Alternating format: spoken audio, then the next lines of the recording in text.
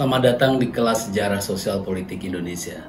Kelas ini dirancang untuk mahasiswa semester 1 Departemen Ilmu Hubungan Internasional Universitas Gadjah Mada. Pertama, saya ucapkan selamat datang kepada mahasiswa baru menjadi keluarga besar Departemen Ilmu Hubungan Internasional Universitas Gadjah Mada. Pada sesi kali ini, kita akan membicarakan dua hal. Pertama adalah mengapa kita sebagai pelajar hubungan internasional mesti belajar sejarah. Dan yang kedua, bagaimana kita mempelajari sejarah. Tentu Anda sudah belajar sejarah ketika Anda duduk di bangku sekolah menengah. Mungkin sebagian dari Anda tidak terlalu suka sejarah karena Anda diminta mengingat peristiwa, mengingat nama. Dan kali ini Anda harus mengikuti pelajaran sejarah. Tapi satu hal yang akan kita lakukan dalam kelas ini adalah bahwa saya tidak akan meminta Anda untuk mengingat, menghafal nama, menghafal peristiwa, satu hal yang mungkin menurut sebagian Anda membosankan. Tapi dalam sesi kali ini, dalam kelas kita kali ini, kita akan duduk bersama, kita akan mendiskusikan, kita akan menganalisis perkembangan tema-tema sejarah dengan perspektif yang nanti akan kita diskusikan. Orientasinya lebih pada persoalan analisis dan diskusi daripada persoalan menghafal nama dan peristiwa seperti yang umumnya kita dapatkan ketika kita belajar di sekolah menengah. Mengapa mahasiswa hubungan internasional dan ilmu politik secara umum perlu mempelajari sejarah? Saya kira ada tiga alasan mengapa belajar sejarah itu penting bagi mahasiswa hubungan internasional. Pertama, bahwa sejarah merupakan tradisi awal dalam perkembangan disiplin ilmu hubungan internasional. Mungkin teman-teman sebagian tahu, sebagai sebuah disiplin, ilmu hubungan internasional masihlah relatif baru. Dia lahir pada tahun 1919 dalam konteks pasca Perang Dunia Pertama dengan visi bagaimana menghentikan perang dan bagaimana membangun perdamaian. Itu saya kira semangat paling penting dalam tradisi hubungan internasional. Namun sebagai suatu praktik, apa yang kita sebut sebagai hubungan internasional tentu saja sudah berumur sangat panjang. Mungkin sepanjang peradaban adanya political community, adanya komunitas politik. Selama ada kegiatan politik berkaitan dengan kegiatan komunitas politik yang lain, disitulah praktik apa yang kita sekarang sebut sebagai hubungan internasional berlangsung. Nah, sejarah seperti tadi saya sampaikan sangat penting dalam perkembangan awal dalam disiplin ilmu hubungan internasional.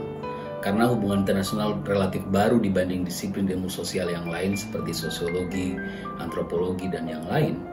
Banyak sekali perangkat-perangkat teoritik yang diambil, yang dikembangkan dalam hubungan internasional itu sangat dipengaruhi oleh disiplin ilmu-ilmu sosial yang lain. Dan tidak terkecuali adalah ilmu sejarah. Kalau kita melihat kajian-kajian awal dalam hubungan internasional, bagaimana berupaya memahami mengapa suatu negara berperang, dan bagaimana mencapai perdamaian, pendekatan sejarah menempati posisi yang sangat penting. HI dipandang sebagai suatu lanskap yang besar, satu lanskap yang panjang untuk memahami perilaku-perilaku negara, untuk memahami faktor-faktor struktur yang membuat suatu negara berperang dan bagaimana mencapai perdamaian. Jadi saya kira belajar sejarah merupakan pintu masuk yang cukup penting untuk mempelajari ilmu hubungan internasional. Kedua, mengapa mahasiswa hubungan internasional dan ilmu politik secara umum perlu mempelajari sejarah? Karena dengan mempelajari sejarah, kita bisa mengangkat kembali kompleksitas dan elemen-elemen yang spesifik dari suatu fenomena sosial. Ini saya kira sangat penting di tengah kecenderungan ilmu-ilmu sosial yang cenderung mencari generalisasi, cenderung menyederhanakan persoalan tanpa mempertimbangkan konteks yang spesifik, tanpa mempertimbangkan detail yang spesifik yang membuat suatu fenomena sosial di suatu wilayah dalam suatu periode tertentu itu relatif berbeda dengan yang lain. Nah, untuk memahami perkembangan ini, saya akan tunjukkan tabel berikut ini. Oke, yang Anda lihat adalah tabel yang dibuat oleh Freedom House yang setiap tahun menyelenggarakan survei untuk menilai tingkat demokrasi suatu negara di dunia dengan parameter kebebasan sipil dan kebebasan politik. Oke, melalui dua parameter ini dengan serangkaian indikator tentu saja lembaga ini menggambarkan politik internasional dalam kaitannya dengan demokrasi itu bahwa ratusan negara di dunia digeneralisir menjadi tiga kategori. Oke, kategori yang free, yang bebas, yang partly free, setengah bebas, dan tidak bebas. Kalau kita melihat misalnya dalam tabel ini, Indonesia berwarna kuning itu posisinya atau statusnya sama dengan beberapa negara Asia Tenggara yang lain dan beberapa negara di kawasan belahan dunia yang lain. Pertanyaannya adalah, kalau Indonesia memiliki status demokrasi yang relatif sama dengan negara-negara lain yang berwarna kuning, apakah problem, tantangan, potensi bagi demokrasi di Indonesia itu sama dengan yang lain? Tentu saja tidak. Nah, saya kira dengan mempelajari sejarah, kita akan mengangkat kembali dimensi-dimensi yang kompleks, dimensi-dimensi yang spesifik yang bisa menjelaskan mengapa problem dan trajektori tantangan demokrasi yang dihadapi Indonesia, meskipun dalam data ini dia memiliki kategori yang sama dengan beberapa negara yang lain, itu sangat berbeda. Oke. Membawa dimensi yang kompleks dan spesifik juga penting dalam perkembangan hubungan internasional hari ini, di mana aktor, isu, dan konteks hubungan internasional itu berkembang demikian masif. Hubungan internasional tidak hanya terbatas pada hubungan antar negara dengan menjadikan negara sebagai aktor utama, dengan isu-isu yang spesifik dimonopoli oleh negara. Hari ini kita menyaksikan fenomena hubungan internasional yang sangat kompleks yang dilakukan oleh banyak sekali aktor.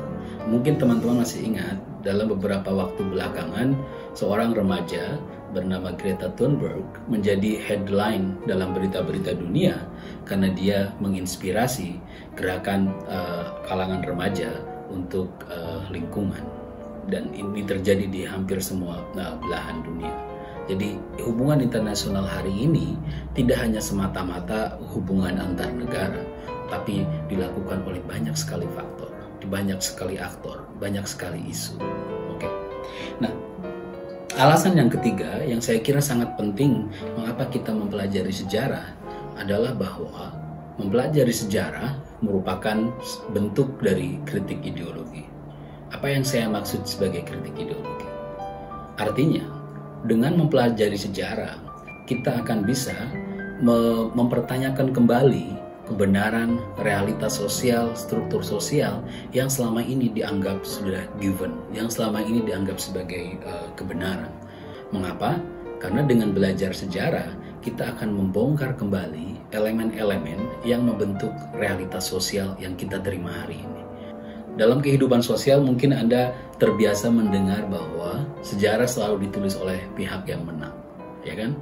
Nah, problem dengan ungkapan ini adalah bahwa seringkali ini menjadi pembenaran bahwa yang menang bisa melakukan apapun sementara yang kalah dia tidak bisa melakukan apapun. Tapi saya kira ada satu hal yang benar dari ungkapan ini, bahwa dengan mengatakan bahwa sejarah itu ditulis oleh yang menang, maka sebenarnya tidak ada sejarah yang sifatnya netral. Sejarah selalu ditulis oleh kepentingan tertentu. Sejarah selalu ditulis untuk melayani kepentingan tertentu. Dengan demikian, proses sejarah sebetulnya adalah proses politik. Proses menampilkan bagaimana suatu realitas harus ditampilkan. Proses bagaimana suatu kebenaran, klaim kebenaran, itu harus dijadikan dominan dan menegasikan narasi-narasi yang lain. Dan saya kira dengan mempelajari sejarah, fungsi yang paling penting menurut saya adalah dalam dimensi ini, sejarah sebagai kritik ideologi. Ini yang memungkinkan kita mempertanyakan kembali, menganalisis keindonesiaan kita, bagaimana Indonesia ini terbangun. Terkait dengan fungsi mempelajari sejarah sebagai kritik ideologi, saya teringat apa yang disampaikan oleh intelektual Palestina, Edward Said, yang mengatakan bahwa all knowledge that is about human society is historical knowledge, and therefore rest upon judgment and interpretations. Kira-kira bahwa semua pengetahuan yang berkaitan dengan manusia, yang berkaitan dengan masyarakat, pastilah ia historical knowledge, pastilah pengetahuan yang bersifat historis. Apa yang dimaksud sebagai pengetahuan bersifat historis? Dalam arti bahwa dia tidak pernah objektif. Dia dibangun oleh seperangkat kepentingan tertentu, oleh seperangkat tujuan tertentu, seperangkat tujuan politik tertentu.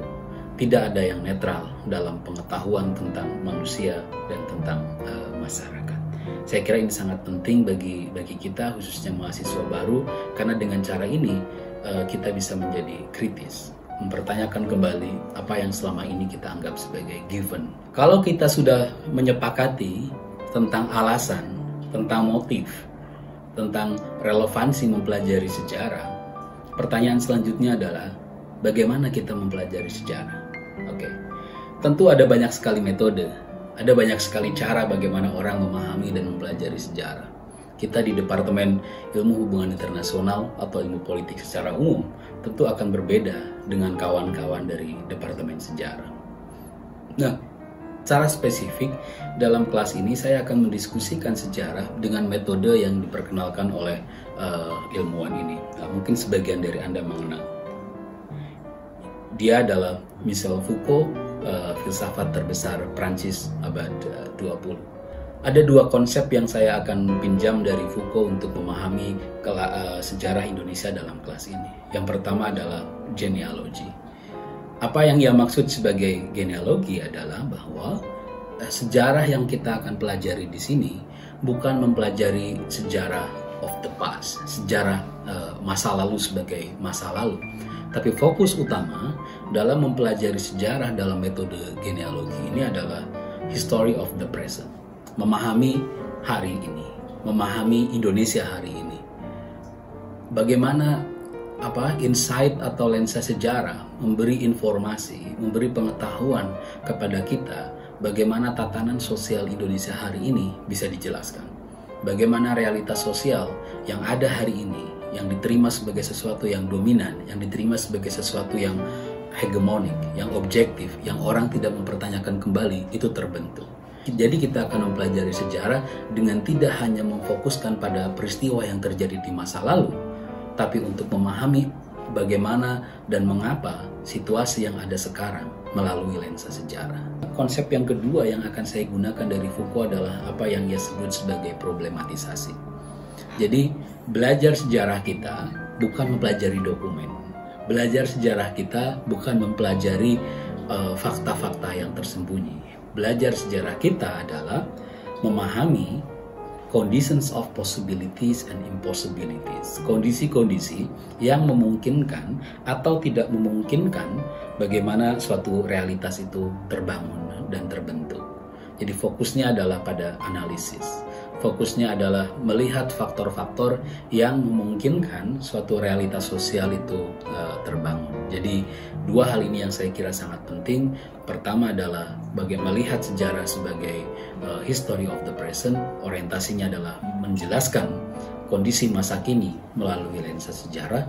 Dan yang kedua adalah melalui metode problematisasi. Jadi bukan melihat sejarah dalam konteks yang sesuatu yang linier, tapi melihat sejarah dengan mempertanyakan kembali mengapa suatu realitas sosial itu berjalan demikian.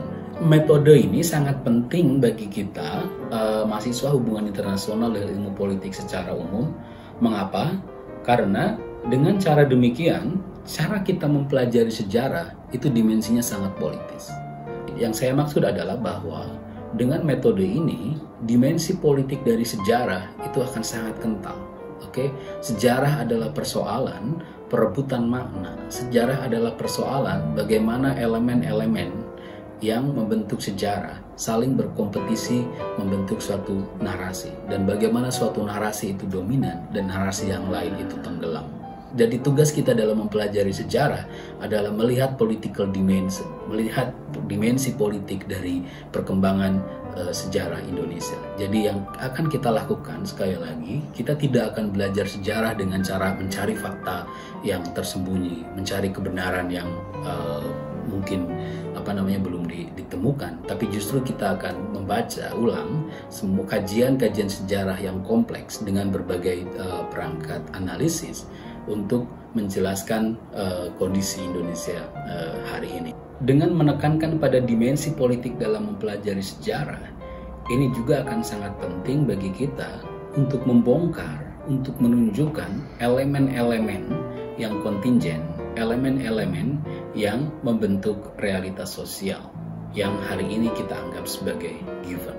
Secara skematik, metode yang tadi saya uraikan bisa diilustrasikan dalam gambar berikut.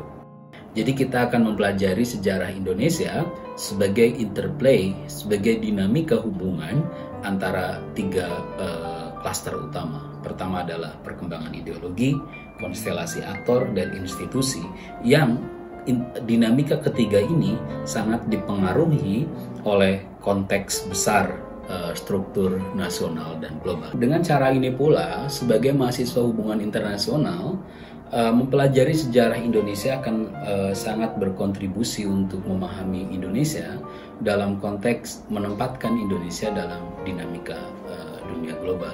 Tentu dengan metode yang tadi saya uraikan, kita bisa memahami banyak hal. Tapi dalam kelas ini, saya akan memfokuskan kepada isu tentang sejarah, formasi negara bangsa dan transformasinya. Oke.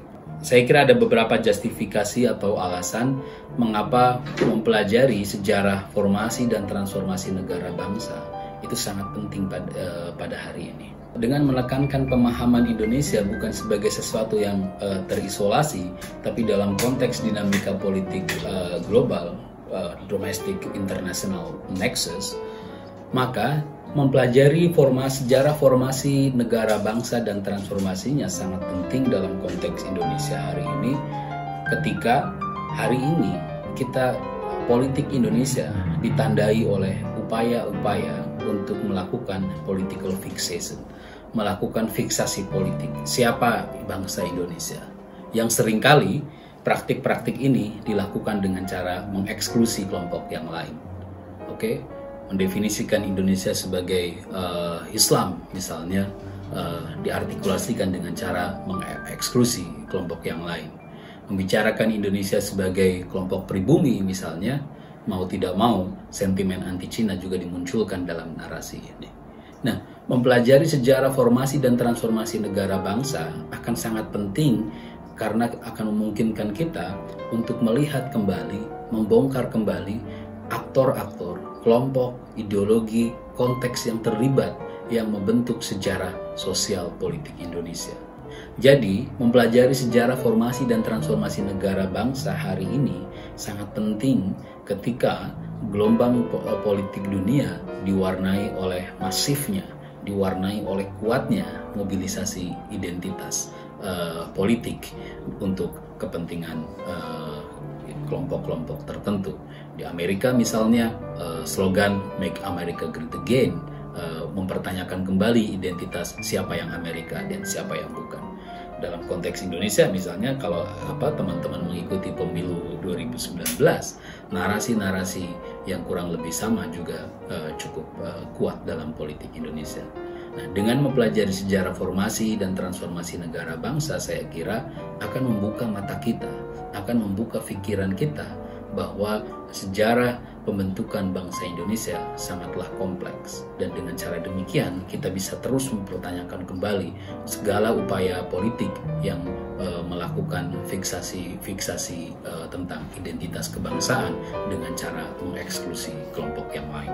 Yang kedua, mempelajari sejarah formasi dan transformasi negara bangsa juga sangat penting dalam semangat untuk bagaimana mentransformasikan kondisi sosial dan politik Indonesia hari ini. Artinya, cara kita mempelajari sejarah dalam kelas ini bukanlah mencari kebenaran yang sifatnya objektif, bukanlah mencari analisis sejarah yang benar-benar objektif, paling objektif dibanding yang lain, tapi lebih diorientasikan kepada semangat yang sifatnya transformatif, semangat untuk mengubah, semangat untuk memahami kondisi-kondisi yang ada hari ini, memahami problem-problem yang dihadapi Indonesia hari ini melalui lensa sejarah, dan how to transform it, dan bagaimana mentransformasikannya. Setelah memahami alasan mengapa mempelajari sejarah itu penting, dan memperkenalkan metode atau cara bagaimana kita mempelajari sejarah, fokus kita mempelajari sejarah formasi dan transformasi negara bangsa dalam kelas ini akan disistematisasi dalam 10 pertemuan. Setelah sesi pendahuluan ini, kita akan bicarakan tentang struktur sosial ekonomi kolonial dan lahirnya subjek-subjek nasionalis. Kita akan membicarakan apa perubahan-perubahan besar yang mempengaruhi bangkitnya subjek-subjek nasional.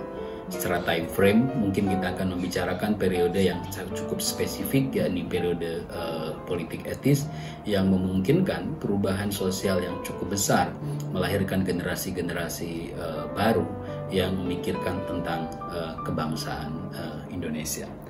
Di sesi selanjutnya, kita akan membicarakan tentang anti-colonial struggle dan pergerakan. Kalau di sesi sebelumnya kita membicarakan tentang lahirnya generasi-generasi sosial yang terdidik, yang punya visi kebangsaan, pada sesi yang ketiga kita akan membicarakan dimensi pergerakan. Bagaimana tiga ideologi utama mempengaruhi gerakan-gerakan anti-kolonial yang pada akhirnya akan sangat menentukan bagaimana gagasan tentang Indonesia itu dibangun, diimpikan, dan diwujudkan. Tiga ideologi yang dimaksud adalah Islamisme, komunisme, dan nasionalisme. Bagaimana dinamika kontestasi dari tiga ideologi ini dalam perjuangan anti-kolonialisme dan dalam memimpikan terbangunnya bangsa dan negara Indonesia. Pada sesi yang keempat, kita akan membicarakan tentang seputar proklamasi pembentukan Indonesia. Ini adalah historical moment yang sangat penting dalam pembicaraan tentang Indonesia. Dalam narasi-narasi yang dominan, saya kira pembicaraan ini sangat didominasi oleh sejarah-sejarah yang sifatnya penuh dengan kekerasan. Cerita tentang bagaimana upaya mempertahankan kemerdekaan pemuda yang terlibat dengan bambu runcing. Dengan saya kira teman-teman cukup familiar dengan berbagai film yang sifatnya sangat revolusioner, sangat penuh kekerasan, dan sangat male-dominated naratif. Yang akan kita lakukan dalam sesi ini adalah melihat kemerdekaan Indonesia tidak hanya dalam konteks perjuangan yang sifatnya sangat fisik, mempertahankan kemerdekaan melalui berbagai pertempuran yang heroik, tapi bagaimana melihat kemerdekaan Indonesia dalam setting global, dalam setting ketika ada perubahan konteks global yang sangat penting yang mengubah reorientasi politik global, terutama kebijakan politik luar negeri Amerika dalam masa Perang Dingin yang mulai melihat Indonesia sebagai potential partners. Nah, bagaimana dinamika hubungan antara perjuangan domestik dan perubahan dalam sistem internasional itu mempengaruhi diskusi kita tentang sejarah seputar kemerdekaan Indonesia. Setelah kita mendapatkan kemerdekaan, mendapatkan pengakuan internasional, dan musuh utama Indonesia yang menyatukan perjuangan-perjuangan politik Indonesia, yakni kolonialisme, sudah tidak ada, maka fokus perjuangan atau fokus politik perjuangan lebih diorientasikan kepada domestik. Nah, tapi problemnya adalah bagaimana menyatukan kekuatan-kekuatan politik yang beragam yang sebelumnya relatif disatukan karena adanya musuh besar, yakni kolonialisme. Sekarang musuh besarnya tidak ada.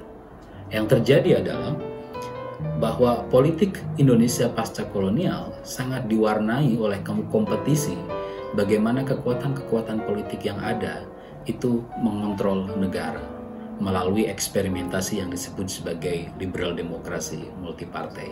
Nah, melalui kompetisi dalam sistem ini, kita akan melihat bagaimana kontestasi ideologi, kontestasi kelompok, kontestasi antar kepentingan ekonomi politik itu terbangun dan mempengaruhi pembentukan negara bangsa Indonesia hingga hari ini. Di sesi yang ke-6, kita akan membicarakan satu dimensi yang sangat spesifik, satu periode yang mentransformasikan pola-pola bagaimana nation state building itu terbangun.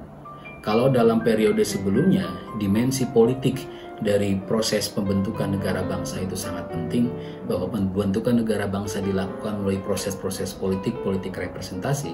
Pada sesi ini, kita akan membicarakan developmentalisme Orde Baru yang dibangun dari satu tesis bahwa politik itu dianggap berbahaya, bahwa politik itu dianggap sebagai sumber dari konflik dan sumber dari instabilitas Indonesia. Rejim politik Indonesia kemudian dibangun oleh nalar, oleh suatu logika bahwa politik harus dipinggirkan dan negara dikelola dengan cara teknokrasi, negara dikelola oleh expert, dikelola oleh elit. Dan hingga hari ini legasi atau warisan dari cara pikir ini masih sangat dominan. Kita seringkali membicarakan bahwa politik itu urusan elit, politik itu urusan bagi kue kekuasaan, tapi tidak ada keterlibatan politik dari warga negara dalam mempengaruhi proses-proses politik. Nah, melalui sesi ini kita akan membicarakan dimensi historis bagaimana rakyat secara politik itu terpinggirkan, secara politik itu termarginalisasi, tidak punya kontrol terhadap proses-proses politik yang terjadi. Pada sesi yang ketujuh kita akan membicarakan satu periode yang cukup spesifik, yakni periode reformasi.